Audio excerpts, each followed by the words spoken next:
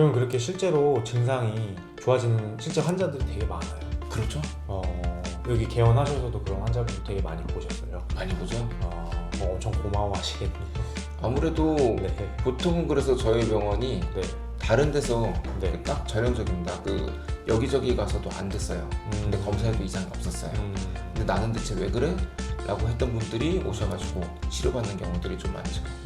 제일 기억에 남는 환자분 계세요? 저 같은 경우는 제 스스로 실력에 자부심이 있으니까 네. 이 검사를 하고 어떻게 치료하겠다라는 계획도 있으니까 검사를 하겠지만은 요거를 어떻게 치료하겠다라는 게 아직 교과서에 등재가 될 정도로 네. 뭔가 정형화된 치료가 없습니다. 먼저 오늘은 자율신경 검사에 대해서 좀 얘기해 보려고 하는데요. 네. 자율신경 검사가 대체 뭐예요? 일단은 자율신경 검사라고 하는 게 크게 두 가지가 있는데 정확히 말해서 심박변이도 검사를 일단 자율신경 검사라고 칭합니다. 근데 사실 심박변이도 검사만 하면은 조금 부족하고요. 네. 여기에 이제 기립경 검사라고 네. 실제로 누웠다가 일어났을 때 혈압이 어떻게 변하느냐, 그리고 뭐 숨을 빨리빨리 쉬었을 때, 네. 또 흡하고 숨을 참았을 때, 네. 이랬을 때 또 심박이 어떻게 변하느냐를 보는 것까지 봐야 이제 자율신경 검사라고 하는 게 맞겠습니다. 심박변이는 심박이 뭐 움직이는 횟수나 이런 걸 검사하는 건가요? 네, 어떤 상황에 심박이 빨리빨리 상황에 맞춰서 바뀌느냐, 잘 바뀌어야 정상이라는 거죠. 어떤 상황이라 하면 어떤 걸까요? 그게 방금 말했듯이 숨을 빨리빨리 쉬고 흡하고 숨 참고 누웠다가 일어나고 뭐 이런 상황들을 일단 일부러 몸에다가 자극을 주는 거죠. 그래서 아까 말했던 숨 빨리빨리 쉬고 뭐 흡하고 숨 참고 누웠다가 일어나고를 한 10분 정도. 이건 뭔 기계를 통해서 하는 거예요? 검사 기계가 있어요? 네, 검사 기계가 있습니다.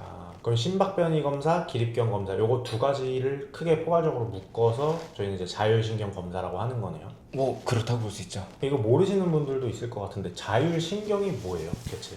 자율신경은 일단 교감신경과 부교감신경 이 두 가지로 좀 나눌 수가 있는데 네. 뭐 여러 가지 역할을 합니다. 근데 일단 빠르게 반응할 수 있는 게 심장이다 보니까 네. 심장의 역할을 예로 들어보자면 화났다, 도망가야 된다, 싸워야 된다 이랬을 때 심장이 일단 빨리빨리 뛰게 만듭니다. 네. 그게 교감신경. 네. 다시 계속 심장이 빠르게 뛰면은 심장이 부하가 많이 걸리잖아요. 네. 힘들어요.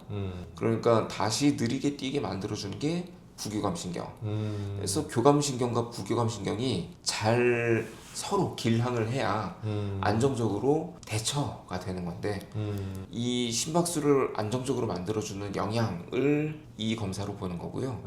근데 이걸 여러 가지 역할을 하는 게 교감신경이 그래서 혈관을 조여주는 역할도 하고 이완시켜주는 역할도 하고 근육에다 피를 공급하는 역할도 하고 다른 장기에다 피를 나눠주는 역할도 할 거란 말이죠. 이런 거를 적절하게 조절해주는 역할을 하는 거인데 뭐 이래서 기립성 어지러운 검사를 하는 거는 원래 누워있을 때는 이제 심장이나 머리나 다리나 똑같은 높이로 있으니까 심장이 이만큼 피를 뿜으면 머리에도 이만큼 피가 갈 거고 다리에도 피가 이만큼 갈 거고 그렇습니다. 그죠? 근데 이게 일었으면은 심장은 똑같이 뛰는데 다리로 피가 쏠리니까 다리에는 혈압이 많이 가게 되고 머리엔 피가 적게 가게 될 거 아니에요. 그렇죠. 그래서 그거 다리로 가는 혈관은 좀 좁혀주고 머리로 가는 혈관 넓혀주면은 그래도 저항이 가능한 한 좀 비슷하게 되게 되겠죠. 그래서 머리에 언제나 피가 비슷하게 가게 만들어주는 게 또 이 자율신경의 역할입니다. 자율신경이 꼭 비단 심장만 가는 게 아니라 온몸에 다 가거든요. 뭐 눈물, 타액, 뭐 땀샘, 분비 조절을 할 수도 있고 심장이 아니라 소화관, 뭐 변비, 설사, 뭐 그 소화액 분비, 뭐 이런 것들을 조절할 수도 있고 그래서 이런 약간 여러 가지 기능을 한꺼번에 좀 돌리다 보니까 증상이 굉장히 좀 다양해집니다. 그래서 자율신경 실조증이라고 했을 때 사람마다 증상이 또 다 똑같지는 않아요. 그럼 대표적인 증상이 어떤 것들이 있어요? 어떨 때 내가 자율신경 실조증을 의심해봐야 되고 검사를 해봐야 될까요? 일단은 뭐 어떤 불편감이든 되게 이것저것 아프고 힘들었는데 병원 가서 검사를 했어요. 근데 검사에서는 다 정상이래. 뭐 건강검진도 이제 정형외과 아니면 신경과, 소아과, 내과 뭐 이런 데 갔을 때 나는 불편한데 아무것도 안 나온다. 그럼 그때는 자율신경 검사도 생각해 봐야 된다 라고 말할 수 있습니다. 워낙 증상이 다양해요.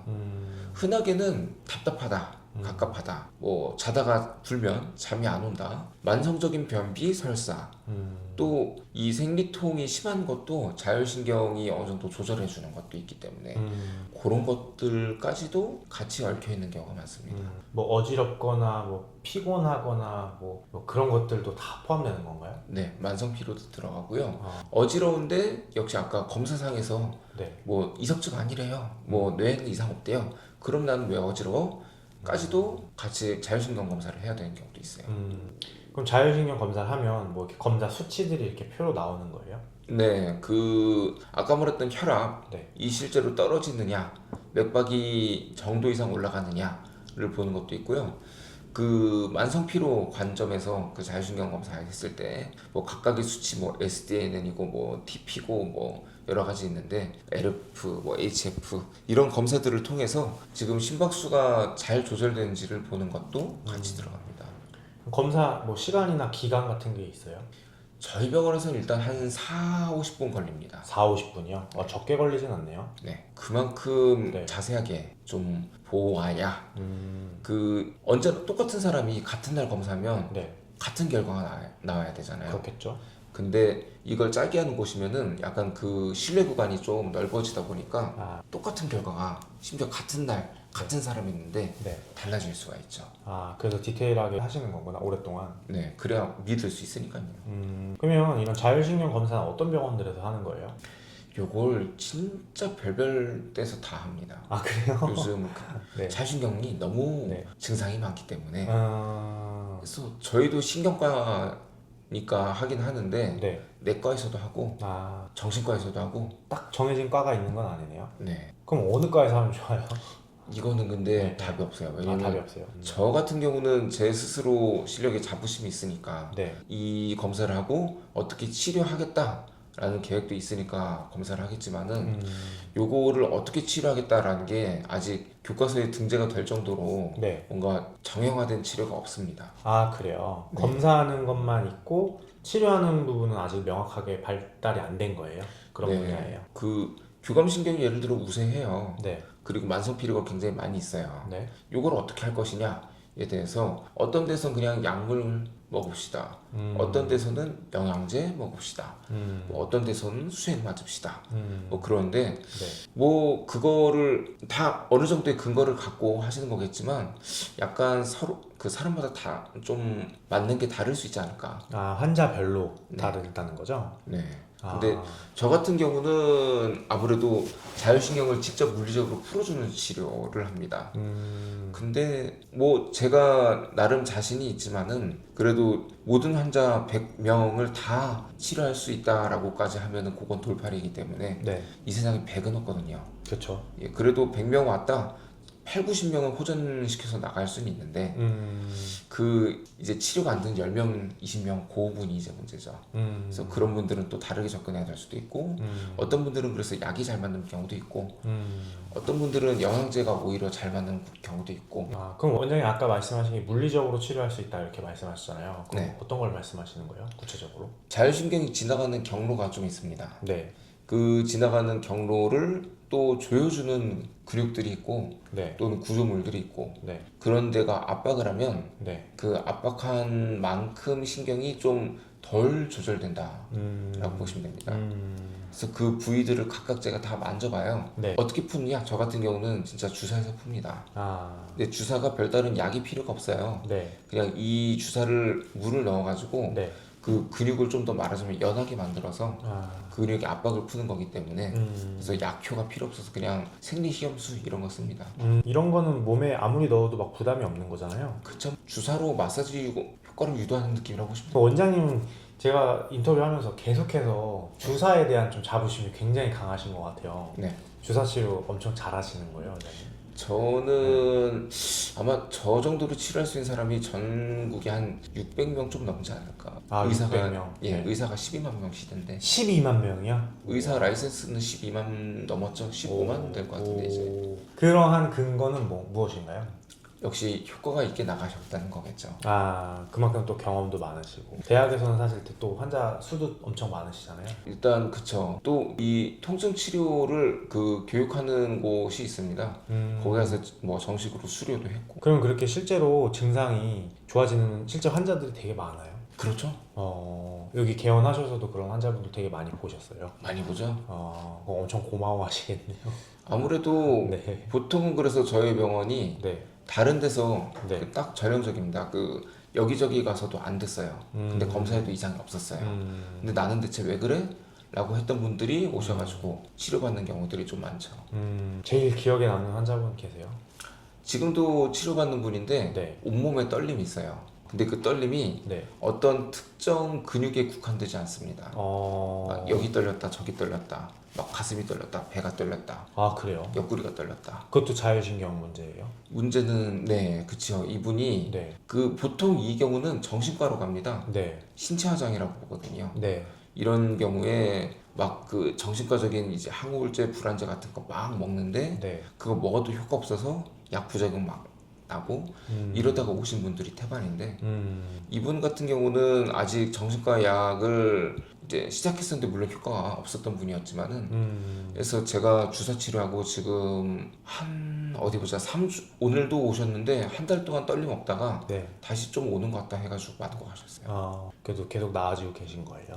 이제 네. 일상생활에 지장이 없죠. 아. 원래 그냥 이렇게 가만히 앉아있지를 못했어요. 계속 퍽퍽 떨리고 있었어요. 아, 정말요? 생각보다 아프신 분들이 되게 많으신 것 같아요. 제일 중요한 거, 자율신경 검사 비용은 어떻게 돼요? 본인 부담금 기준으로 한 10만 원 정도 하는 것 같은데. 10만 원이요? 근데 요즘에 막 위고비 마흔자로 같은 것도 있어서 사실 막 엄청나게 막 비싸다 이렇게까지는 그렇게 느껴지진 않네요. 아까 생리식염수 쓰신다고 했잖아요. 그럼 네. 어떻게 냉정하게 약은 아니잖아요. 그러니까 네. 그런 주사 비용은 막 그렇게 크게 비싸진 않겠네요. 본인 부담금 기준으로는 한 10,000원 정도로 받고 있습니다. 10,000원 정도로. 이거는 네네. 병원마다 다를 수 있어요. 저는 그렇게 합니다. 그러면 마지막으로 원장님께서 자율신경에 좀 이상이 있는 것 같다 하시는 환자분들에게 어떤 조언 같은 거 해주실 수 있나요? 일단은 검사는 한번 받아봐야 됩니다. 이런저런 증상이 있으면 그 인터넷에서 그냥 물론 여기저기 불편할 때 요즘 인터넷 많이 찾아보고 AI 많이 찾아봅니다. 근데 그때 막 되게 무서운 말 많이 하고 AI가 꼭 진실만을 말하는 건 아니다 보니까 그렇죠.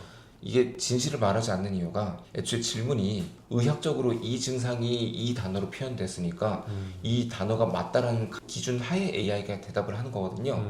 근데 그 단어 자체가 적절하지 않을 경우가 많아요. 그러니까 애초에 질문이 틀렸으니까 오류를 내놓는 거겠죠. 그렇죠. 그래서 의사 말을 들을 수밖에 없는데 애초에 환자가 말하는 이제 여기가 아파요, 저기가 아파요를 좀 더 의학적인 단어로 바꾸는 과정이 필요하다 보니까 근데 그걸로 이제 어떤 검사를 해봅시다 라고 했으면 그거는 한 번은 꼭 해보셔야 되겠고 근데 그 검사에서 실제로 이상이 있으면 그 질환을 먼저 치료를 해야 됩니다. 근데 거기에서 이상이 없었다 근데 나는 왜 아파요? 라고 했을 때 자율신경 검사를 해보게 되는 게 수순이니 일단은 병원에서 한번 갔을 때 이런저런 검사 해봅시다 해보시는 게 좋습니다. 그럼 어디 가서 하는 게 제일 좋을까요? 일단 저는 제 병원에 오시라고 이 근처시라면 네네. 저한테 오시는 게 여기가 어디죠? 저희가 강동구 끝쪽이죠. 네네네. 하남이랑 경계인데 네. 저기 옆에 강동 이케아 있습니다. 아, 강동 이케아 옆에 서울 호호신경과. 네. 서울에 유일하게 있는 강동 이케아 아, 네. 옆에 서울 호신경과에 예 많이 오세요. 뭐 이런저런 궁금한 거 많이 물어보러 오십시오. 시간 내주셔서 감사합니다. 네. 네.